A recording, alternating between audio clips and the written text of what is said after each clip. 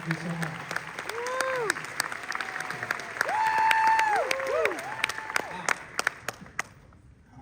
You're excited? Well, I was telling you before the show started, this screening sold out like instantly, even though on the website there was no picture, there was one sentence. These are our people. Yeah. Woo! Yeah. I think these were people who were excited to have a new Gore Verbinski movie. Yeah! There's a team effort in this one, for sure. I guess it's kind of a way to lead in. Again, I think everyone here is a fan. I'm a fan. Part of what I like so much about your career, I'm just thinking of when it started. I just remember your first 4 movies: Mouse Hunt, The Mexican, The Ring, Pirates of the Caribbean. It's like, what 4 wildly different movies? So leading into this, I guess my question is, how do you choose your projects? Like, what is it in your mind that you're looking for? Is there any kind of connective thread? I don't know. I think, when the right music plays, you dance. Sometimes the right music doesn't play. In this case, Matthew's script was amazing. Matthew Robinson is here, ladies and gentlemen. He's partner in the process. Yeah, this one was scrappy. I mean, from the beginning to the end, I want to thank Briarcliff and Constantine for jumping in. Everybody passed on this. Every studio passed on this movie. This is a hard time for original content. I think the theatrical experience. All the studios want sequels, and I think the streamers are sort of shackled by their algorithm. It's hard. So I don't know. It was just thank you guys. It feels so good to sit in this theater and watch this with you, and I feel like there are people who like the weirdness. Woo! Yeah! I feel like coming here is like walking into norms, looking for recruits, looking for 10 champions. Let's see how That's apt for Beyond Fest. The late night norms weirdos ready for an apocalyptic adventure. I mean, you're not doing crazy. I'm curious though how you even got this made, because this feels like, I'm sure there's plenty of writers and filmmakers in this audience, it feels like that idea or script that you would tell people, or they'd read it and they'd be like, oh, this is so funny and cool. We can never make this though. And then you did. Yeah. Yeah, that's a long story. I read the script in Erwin Stoff sent me the script in 2020. Knew it was going to be an uphill battle. Matthew and I did some work on it, and Sam, who I've been trying to work with for like 20 years, we've been talking. He read it, he was in.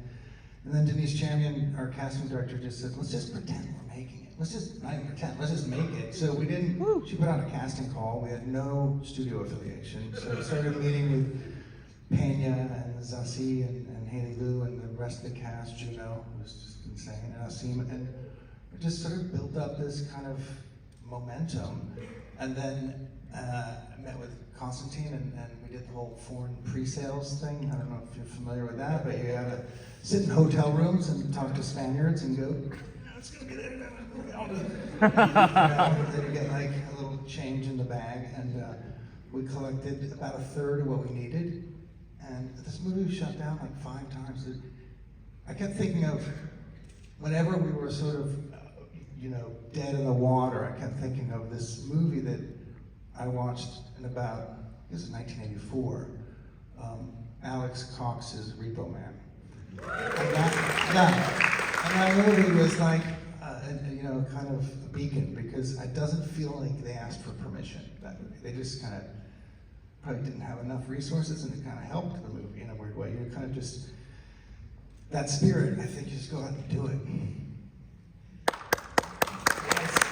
If you haven't seen the movie, it's a big thing. And do you remember when you first read the script? Was there, I'm just assuming the script was fundamentally similar to what we saw, but was there something in the script, like a moment you hit where you're just like, I have to do this? Yeah, it's really the first 11-page monologue. Yeah. Is probably the scariest part of the entire movie was, how the hell are we going to do an 11-page monologue to start a movie. So that was, the rest of it was just, mosaic, just putting it together. I think that part scared me, and also, I guess to answer your earlier question, that's why, always try to do something you're not sure you can do. I think that's what sort of keeps me going. It's not to get too into the weeds, but I am curious, how do you start to break down an 11-page monologue in your, in your brain? How do you start transitioning that into, well, now I'm actually figuring out how to make this movie? Well, you start with like 100 really bad versions of that, just meeting with Sam, recording it, listening to it back, kind of having to wake yourself up because it just put you to sleep, Then started to figure on, like breaking it down. It's actually like 6 chapters when you really break it down. So then, blocking and trying to get the cadence and the rhythm and just the radio play going, and then building the set, like just sketching the set. Okay, how are we gonna move around the space? Where are we placing tables, the distance between tables, every aspect of it. So that interior was built specifically for that sequence, for the choreography of that sequence. What does Norms think of all this? What was that conversation? They're 100% Yeah. in. Yeah. Yeah, Norms. Norms. I mean, it's where Matthew, sat and wrote a lot of the script. It's where I used to go. When I went to UCLA Film School, we used to always go to Norms because you could afford it. Yeah, it's still, the one on Los Angeles is still there, and weird shit happens. That was when Deji and I went to Norms to scout it, and the waitress, well, first of all, there was a guy who peed on the floor. And literally, I was like, that's in the movie. And then the waitress was, she just kind of rolled her eyes and said, yeah, this is nothing, you should wait till, I've had it's 24 hours. She's like, the 3 a.m. shift, it's like a portal opens. And just weird shit happens and wanders in. So, I don't know, it feels like the right place, Norms, it's where you come to find the misfits. Makes me like Norms even more that they agree. They're like, yeah, this sounds accurate. This is how we want to present ourselves to the world. Well, it's not going to hurt their day. No. So I really think it's more like, I think hopefully we'll see a bump in the 3 a.m. crowd. And what did change in the script? Again, you don't have to get crazy detail. I'm just kind of curious. What were the elements you felt you wanted to push further? Matthew and I just kind of worked really mostly on the back half. I mean, there's a lot of changes. I don't want to go through everything in detail, but it's the process. I guess I'm wondering if there was like a theme or something you felt could be pushed further. Wow. I mean, there's a lot. It wasn't really.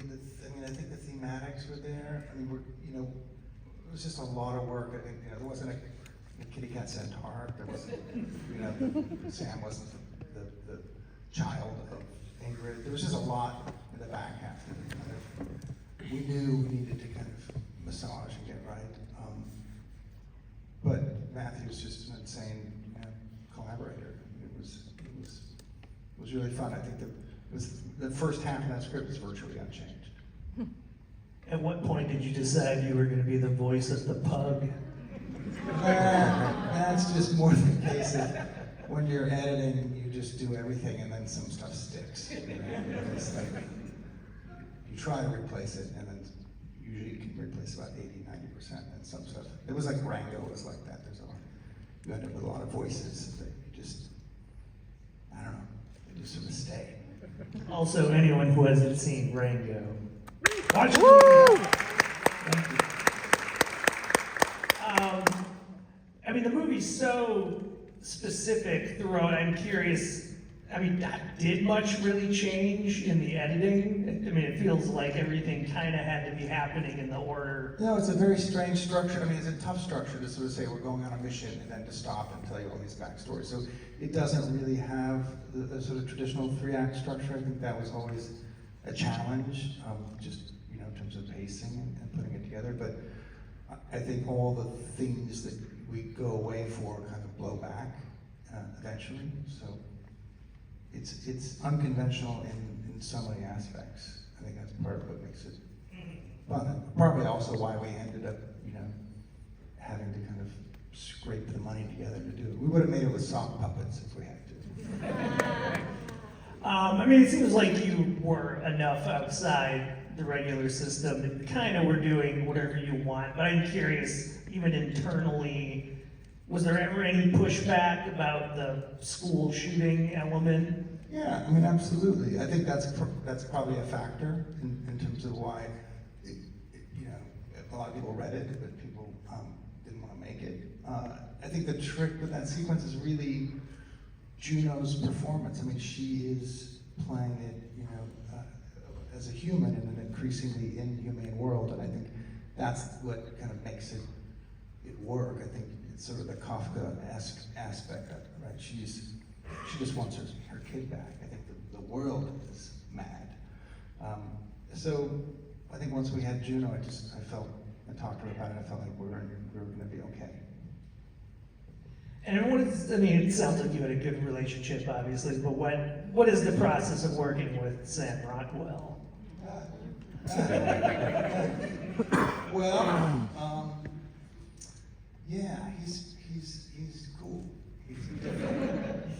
He's very unique. I think you change your approach slightly with Sam in a good way. I think the other two movies I always sort of think not really study, but kind of because there's a million movies up there in your brain. But I think of sort of on the one hand Dog Day Afternoon, and the other hand sort of Akira, and then we're sort of twisting the taffy, in a way between those. And Dog Day is really because I think Sidney Lumet really it's looser. It's more like Hal Ashby. Like it's more about the performance. Everything's about the performance. So the frame is not as critical. You're not going to shackle things into a kind of shot construct. And I think that when Al Pacino's trying to get the rifle out of the flower box, and he's like, it's all fumbled. I think that sort of idea of following a leader who is completely incapable or from time to time doesn't know where he's going is what makes it fun. And Sam's, he's not, there's never two takes that are the same. I think you said you just got to play it a little looser because you're not sure where he's going to go. And then by the end of the movie, you're sort of tightening things up. You're getting a little bit more, leaving the kind of Hal Ashby approach and getting more Kubrickian. And I think Akira, Otomo's like the last 20 minutes of that movie, I still don't fucking understand. But the sort of power of the composition and the enigma of the visuals. Look, I think we live at a time where we're already growing ears on the back of rats and resurrecting extinct species. You don't think AI is gonna not play with meat? You know what I mean? I think you could have a dinosaur head on a giraffe walking down the street, and you're not gonna need your meta glasses to look at it. Weird shit's about to come down. Yeah. I'm going to open up after my next question to the audience, so if people want to start thinking of things, I will loop back to you momentarily. You said you read this in 2020, right? It's not that long ago, but technology moves so fast. I'm curious, did you have to update anything from what you first read in the script, just because technology had advanced so quickly in the ensuing few years? Yeah, I asked Matt, we have to sort of future-proof it, first of all, because we're shooting it 2 years ago. So all the stuff on the phone, first of all, no AI was used in the making of this movie.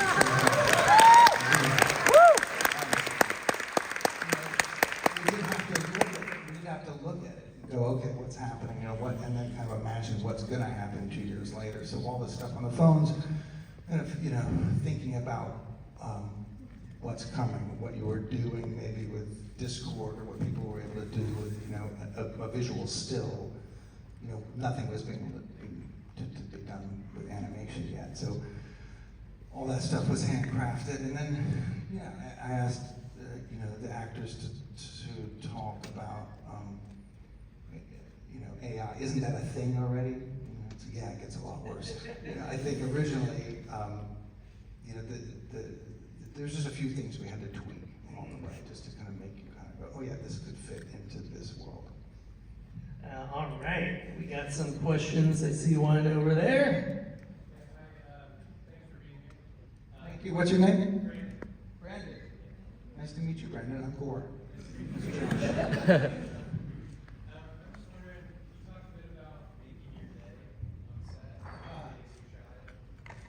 Yeah. Well, James Whitaker, our DP, is here as well.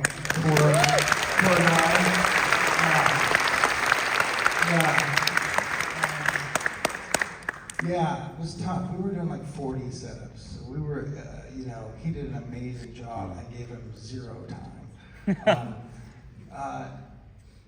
Yeah, it was tough. I mean, we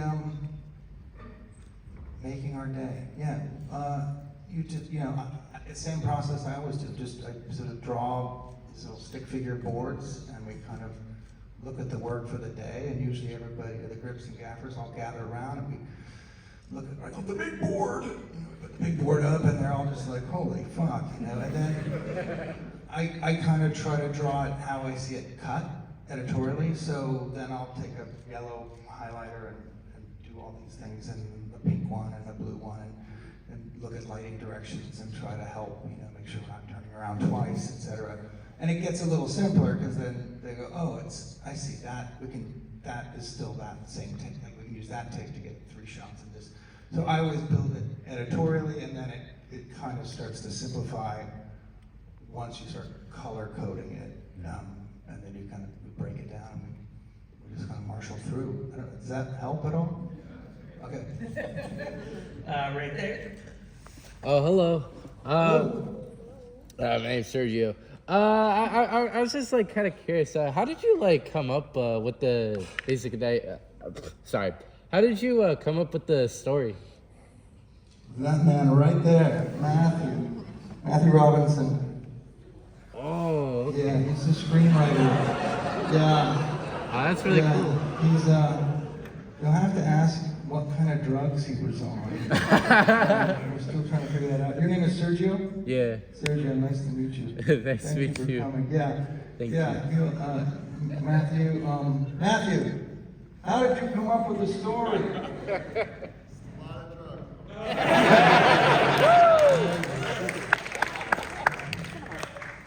All right, back there.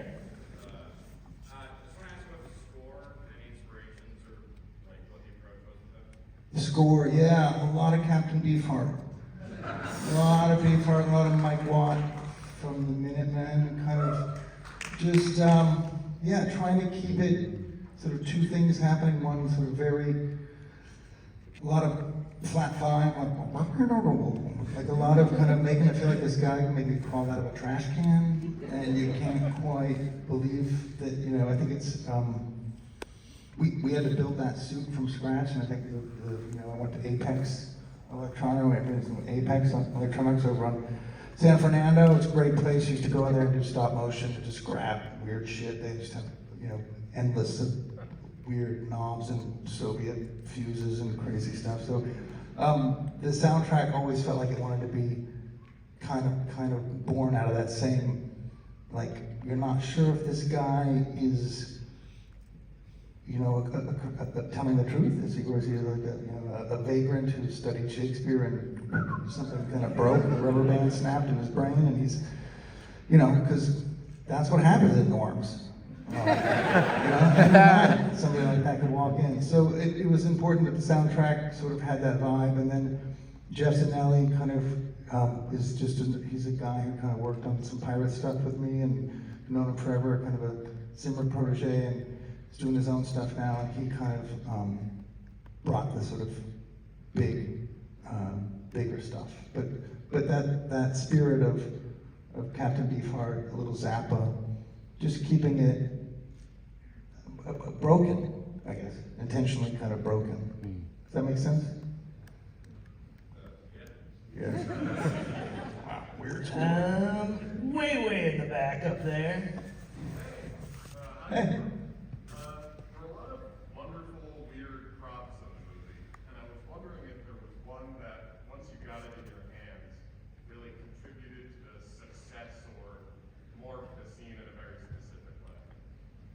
Well, I guess the one we were most disappointed in was the jammers.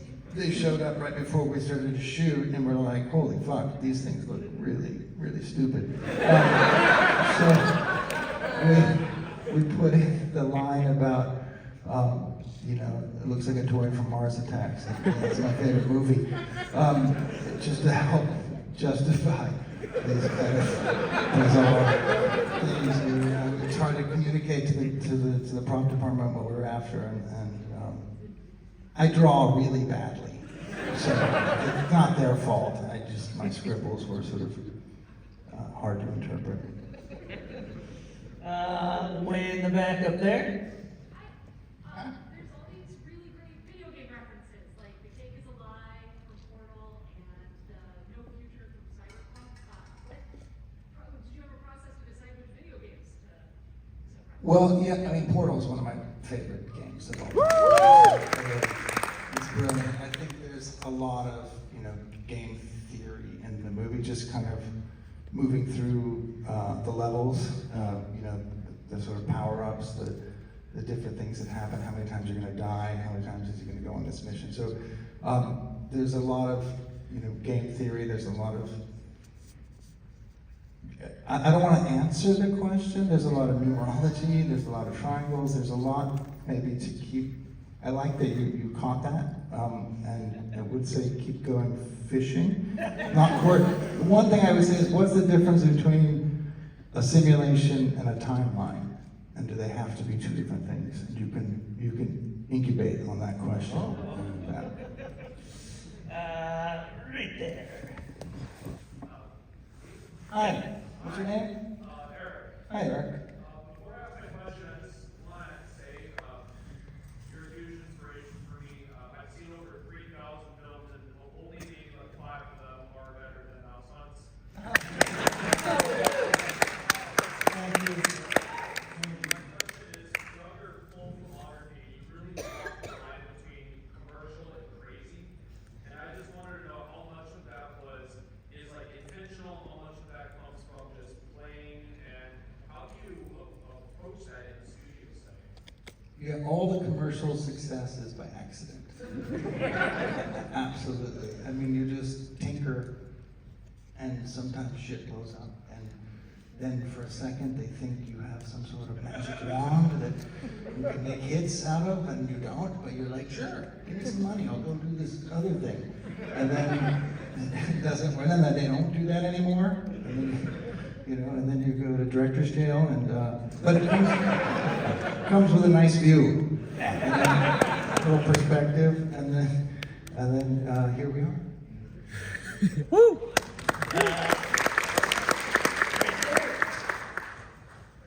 just had a question about your rival, the cat monster there.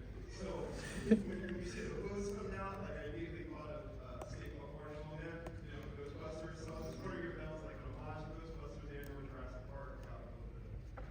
Well, I definitely. When did the first Ghostbusters come out? 84. 84. There you are. Same time as Repo Man. Yeah, probably. It's probably all in there for sure. I mean, that was definitely you know, a game changer when I saw that. I was like, holy fuck. Yeah, I'm sure that's in there. 100%. Let's see, right here.